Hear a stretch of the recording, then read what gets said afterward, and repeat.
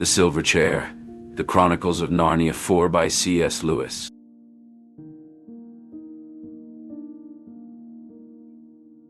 The Unexpected Escape. Jill Pole was sobbing quietly behind the gym, the cold, damp concrete wall pressing against her back, the sound of echoing footsteps on the hard linoleum floors, and the sterile smell of disinfectant lingering in the corridors seemed to suffocate her. Eustace Scrubb found her there, his eyes scanning the area before sitting beside her on the ground. "What's wrong, Jill?" he asked, his voice low and concerned. "It's them again," she sniffled, wiping her eyes with a trembling hand. "They won't stop."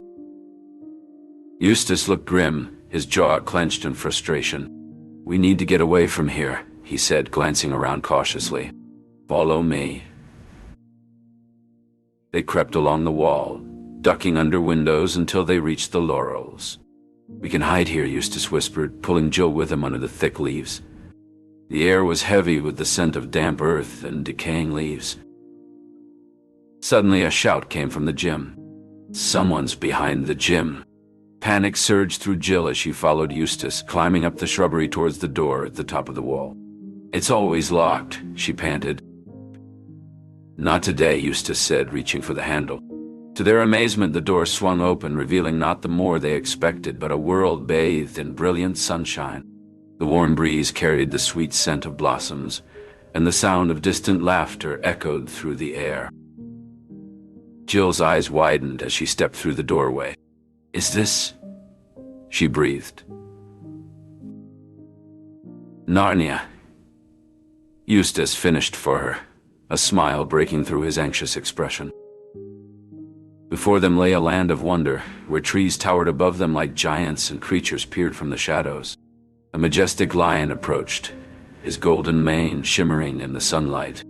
"I am Aslan," he boomed. "You have a great task ahead of you." Jill and Eustace exchanged glances, their eyes shining with a mixture of excitement and apprehension. "We're ready," Eustace said, his voice steady despite his racing heart. Aslan nodded, his eyes gleaming with wisdom.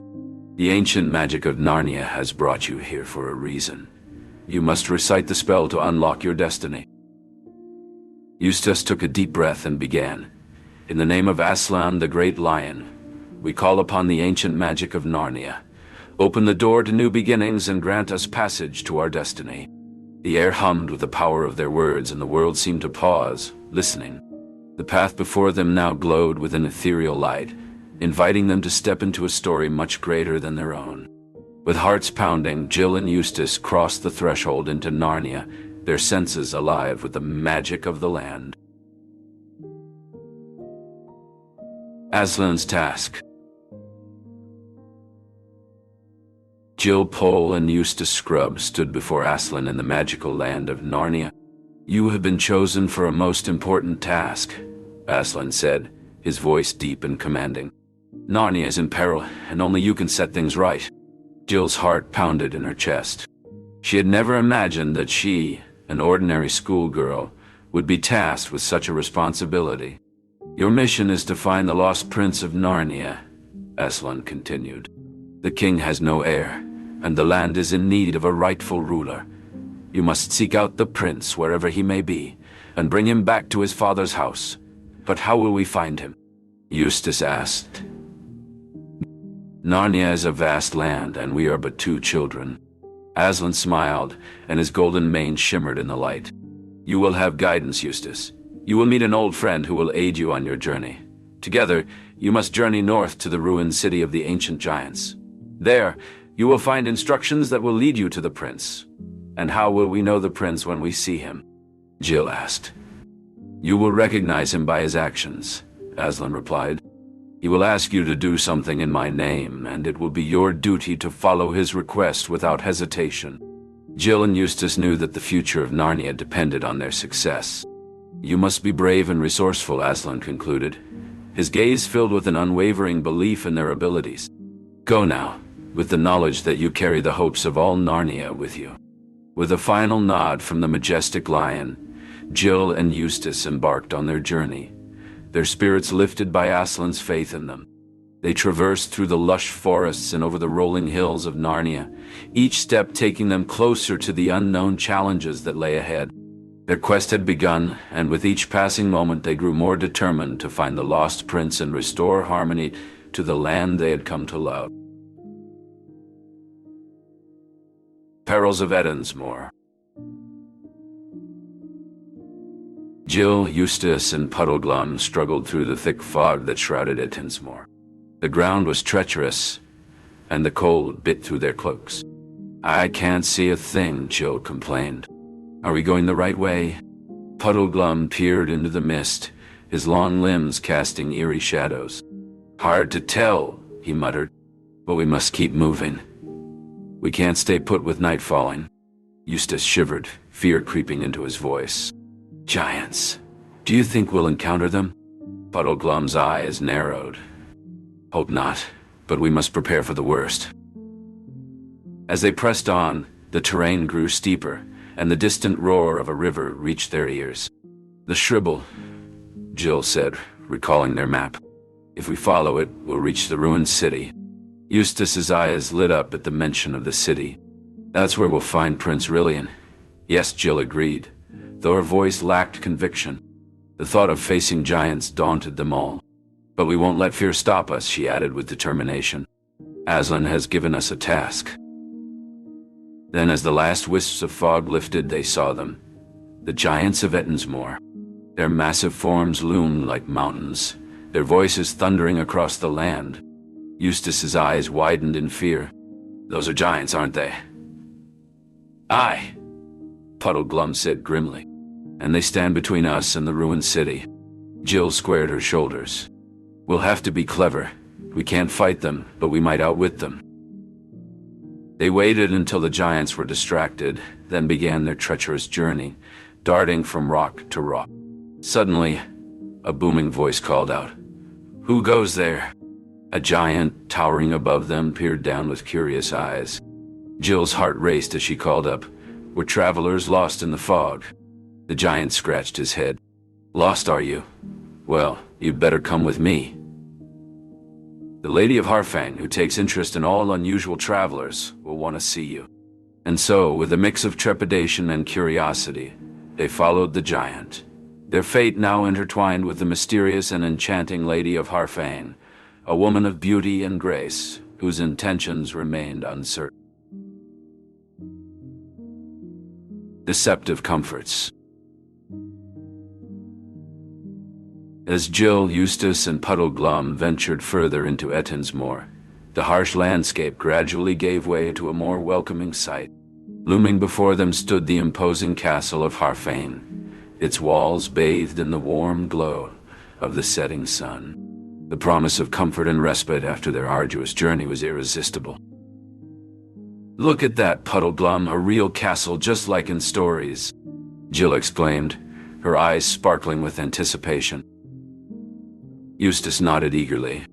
"I could definitely use a break from all this walking." Puddleglum, ever the cautious one, eyed the castle warily. "It all seems a bit too good to be true, if you ask me."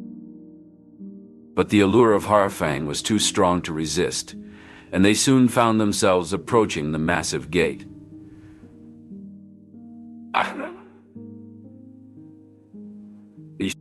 A porter greeted them, his demeanor surprisingly cordial.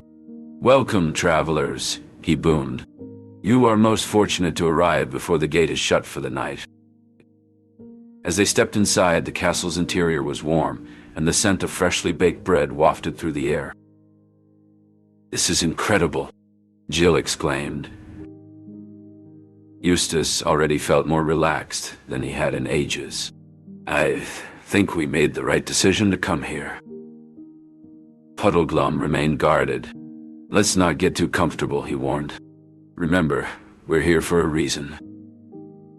To find Prince Rilian." The days that followed were filled with hospitality from their hosts, yet the trio could not shake off a sense of unease. They kept their mission in the forefront of their minds, wary of becoming too ensnared in the castle's luxuries. One evening, as they sat together, the feeling of something amiss grew stronger. "We must stay vigilant," Puddleglum murmured, his eyes scanning the room.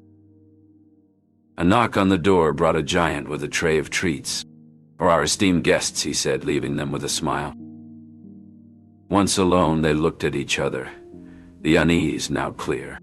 "We should leave," Puddleglum stated. "Our quest awaits." With renewed resolve, they prepared to depart. The castle, once a haven, now felt confining. They slipped out, the porter watching them go without a word. Outside, the chill of Eatansmoor welcomed them back. They left Harfang behind, its true nature still unknown, but their focus was clear. They had a prince to find. Their journey resumed, each step away from the castle sharpening their senses. They moved quietly, the weight of their experience at Harfang a silent companion. "What was that all about?"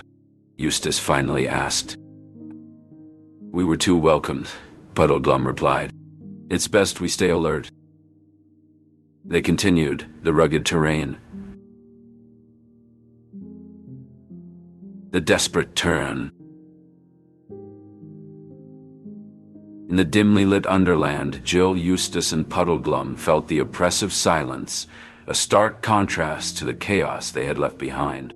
The escape from the giants through the secret entrance beneath the ruined city had been harrowing, but the sight of the knight in the cavern brought them a moment of respite. His armor glinted in the gloom as he challenged their presence, yet they recognized him not as a mere sentinel, but as the lost Prince Rillian. Ignoring the knight's hollow laughter and dismissal of prophecies, they revealed their mission sent by Aslan. The knight, bound by the witch's enchantments, hesitated, but the traveler's determination to break his chains swayed him. They recalled the plan they had crafted during their escape, to use the maze of tunnels and their knowledge of the witch's tactics to their advantage. As the witch entered, they sprang into action, their plan unfolding. Jill and Eustace distracted her with bold declarations, while Puddleglum stealthily positioned himself behind her. The knight seized the moment of her diverted attention to shatter his bonds, proclaiming his true identity in defiance. The witch, enraged, transformed into a monstrous serpent, her scales glistening with malice. The battle that ensued was fierce. The prince grappled with the serpent, Scrub and Pea. Puddleglum brandished their weapons. The serpent lashed out, its tongue flicking dangerously close to the prince's face. But he held firm, his hands tightening around the serpent's neck. Scrub lunged with his sword, aiming for the serpent's underbelly, the most vulnerable spot. His blade glanced off the tough scales, leaving only a shallow gash. Undeterred, he struck again, this time with more force. The serpent hissed in pain, its eyes glowing with hatred. Puddleglum, his face set in determination, raised his cudgel and brought it down with all his might on the serpent's head. The blow stunned the creature, giving Scrub an opening. He drove his sword deep into the serpent's neck, severing its head with a single powerful stroke. As the serpent's body collapsed, the witch's hold over them shattered. The cavern seemed to brighten, as if the very air breathed a sigh of relief. Prince Rillian stood tall, his eyes shining with newfound freedom. "It is over," he said, his voice steady. "The enchantment is broken, and I am myself again." But even as they celebrated their victory, a sense of unease crept into their hearts. The witch may have been defeated, but her malevolent presence still lingered in the air. They knew their journey was not yet over, and that greater challenges may lie ahead.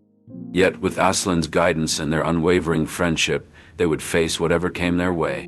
Together they would bring an end to the darkness that plagued their world.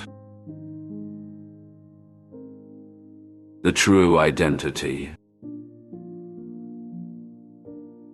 As we sat down to eat in the grand hall of the dark castle, I couldn't help but feel a sense of unease. The knight who had been our host and guide sat at the head of the table, his piercing eyes fixed on us as he began to speak. "I must confess," he said, his voice low and mysterious. "I have no memory of my past. The Queen of Underland saved me from an evil enchantment, and I owe her my life." Eustace and I exchanged a skeptical glance. There was something about the knight's words that didn't ring true. "What kind of enchantment?" Eustace asked, his curiosity getting the better of him. The knight's eyes clouded over, and for a moment I thought I saw a glimmer of fear in them. "Every night I undergo a horrifying transformation," he said, his voice barely above a whisper. "I become furious, and then I turn into a great serpent." Puddleglum's eyes were fixed intently on the knight. "There are no accidents," he said quietly. "Aslan knew what he was doing when he led us to you." The knight's gaze snapped back to Puddleglum, and for a moment I thought I saw a flicker of recognition in his eyes. "You are right," he said slowly. "The Lady of the Green Kirtle is of divine race, immortal, and she has shown me kindness despite my afflictions." Eustace leaned forward, his eyes shining with excitement. "Wait a minute," he said. "We're looking for Prince Rilian of Narnia. Could you be—" The knight's face went white, and he slumped forward, his head in his hands. "I am Prince Rilian," he whispered. "I am the son of King Caspian." I felt like I had been punched in the gut. All this time we had been searching for Prince Rilian, and here he was, sitting right in front of us. Puddleglum's face broke out into a wide smile. "Well, well, well," he said, his voice full of joy. "It seems we found what we've been looking for." But Prince Rilian's face was grim. "I must leave this place," he said, his voice firm. "I must return to my own country and take back my rightful place as king. The Witch Queen has held me under her spell for too long, and I must break free." The revelation sent a shockwave through the room. Puddleglum nodded. "We've come this far, haven't we? We're not about to abandon you now." Eustace stood up as well. "Let's do it. Let's bring down that Witch Queen and set things right." I stood up last. "We'll do it together."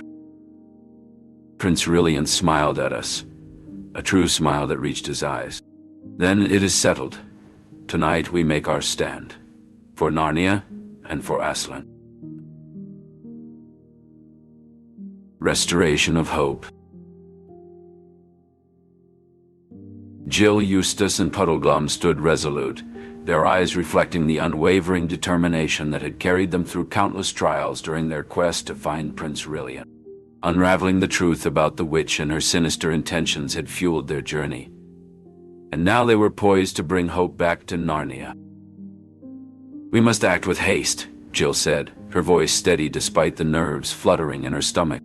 "The witch has held Prince Rilian captive for far too long. Who knows what other sinister plots she might be concocting?" Eustace nodded, his eyes darting anxiously toward the dark forest that surrounded them. "Indeed. We've uncovered her role in the death of Prince Rilian's mother and her plan to rule Narnia through him. We cannot allow her to continue her dark schemes any longer."